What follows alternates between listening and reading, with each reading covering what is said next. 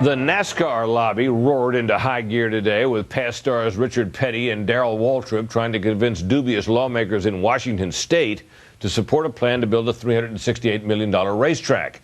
But as correspondent Dan Springer reports, an apparent cultural bias may keep the good old boys and their huge fan base out of the great Northwest.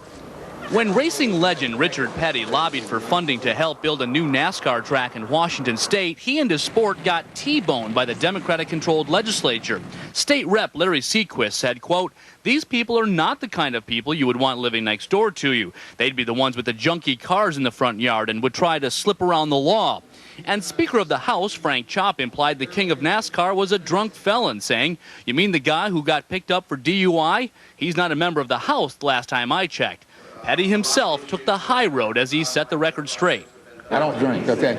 Now, I'm not saying that I don't run over people when I'm sober. Still, many residents oppose bringing NASCAR to the Evergreen State because they feel the sport attracts what they call the wrong kind. South, white trash,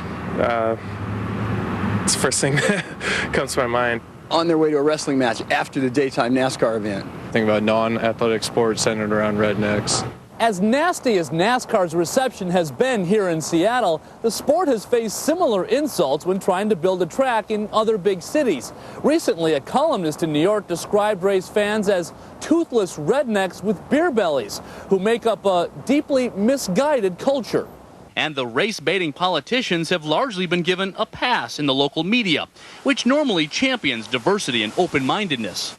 If somebody said that for another class of people, they would be eaten alive by the press. I just think it's a broad stereotype, and, you know, it comes from probably somebody who has not been around a lot of race fans. It gets a bad rap. NASCAR is the biggest and fastest growing sport in the U.S., with 7.5 million fans going to races and another 75 million watching on TV.